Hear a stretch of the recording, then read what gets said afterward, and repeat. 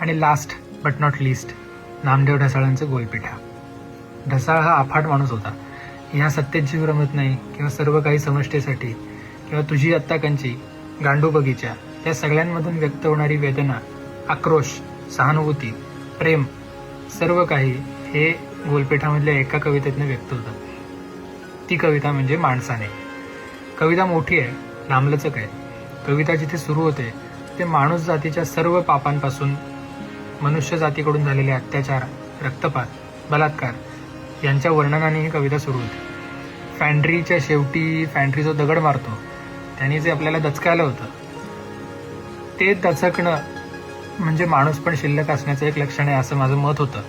पण ढसाळांच्या ह्या माणसाने कवितेमध्ये असे हजारो दगड सर्व दिशांनी आपल्यावर फेकले गेलेत असा भास या शब्दामधून होतो. आपल्या माणूस असण्याबद्दलची चीड, लाज, उबग वाटावा इतका शब्दांचा परिणाम आपल्यावर झाल्यापासून राहत नाही.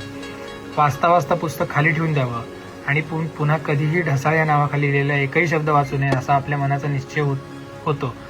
पण पुढे जो शेवट ढसाळ करतात तो आपण ढसाळांच्याच शब्दात करूया आणि ही मालिका आपण संपूया. तर आता ढसाळांची कविता. माणसाने पहिल्या प्रथम स्वतःला संपूर्ण अंशाने उद्ध्वस्त करून द्यावे.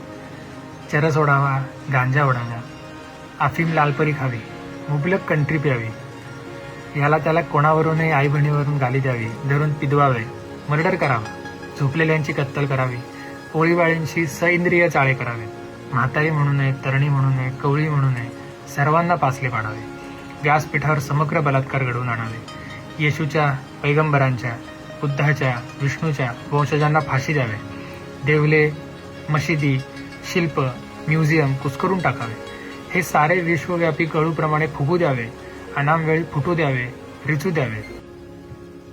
नंतर उरल्या सुरल्यांनी कोणालाही गुलाम करू नये, लुटू नये, काळा गोरा म्हणू नये, तू ब्राह्मण, तू क्षत्रिय, तू वैश्य, तू क्षुद्र असे हिणवू नये.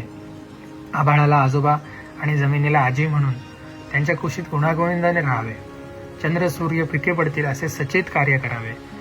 एक तीळ सर्वांनी कांडून खावा. माणसावरच सुक्त रचावे, माणसाचेच गाणे माणसाने गावे. धन्यवाद.